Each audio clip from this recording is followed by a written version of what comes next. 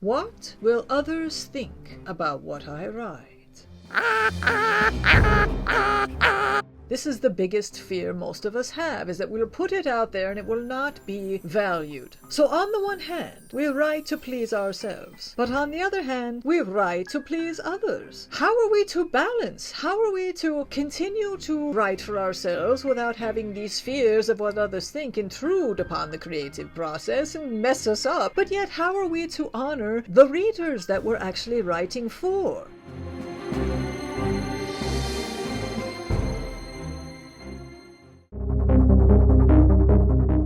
Keep your creative time free of judgment, particularly in the middle of a novel. As most writers know, when you get to the middle, things get a little hairy and it's very easy to succumb to your inner critic who is saying, oh, this story is terrible, you should abandon it now. Don't listen to any judgment whatsoever. Push through and finish the story. That is most important in the creative process.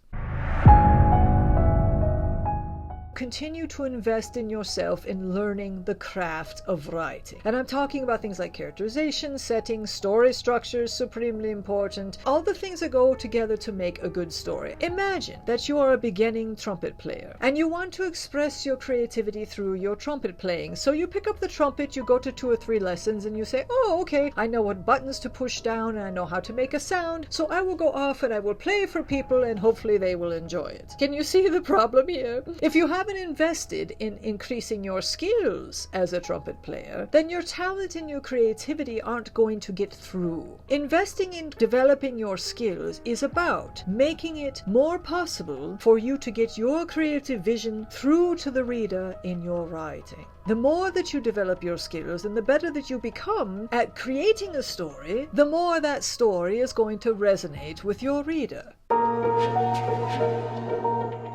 You can learn all about playing the trumpet, but if you're not regularly practicing it, you're not going to develop your skills. So you're going to go out to play for somebody and everybody's going to run the other direction and plug their ears because you haven't developed your skills yet. The same can be said of writing. You need to practice writing. You've heard about getting in your 10 million words or whatever it is to be able to increase your skills to become a competent writer.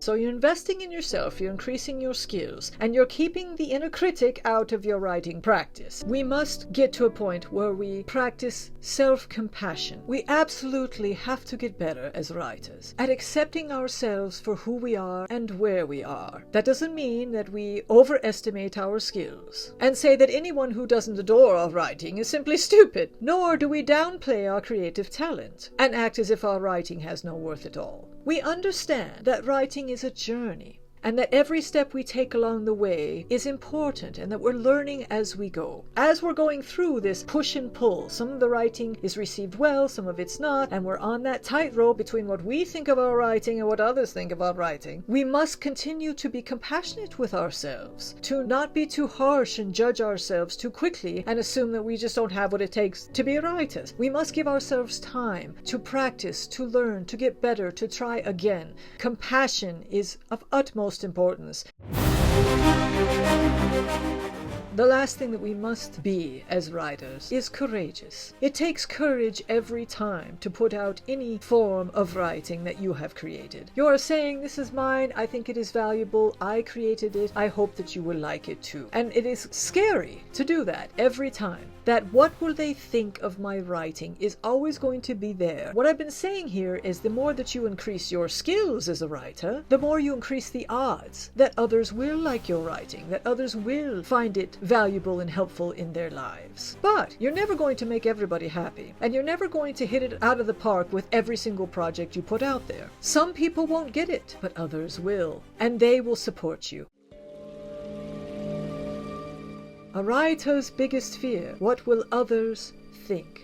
Eventually, if you're courageous enough to keep going, and I hope you are, you're going to arrive at a place where you still care about what others think. You still want them to like your story, but whether they do or they don't, it's not going to break you. You're a writer, and you're going to continue writing and continue getting better and continue being courageous and continue putting your work out there, because that is what brings you meaning in life. Your ultimate destination? You see writing as part of your purpose, and you do it no matter what others think.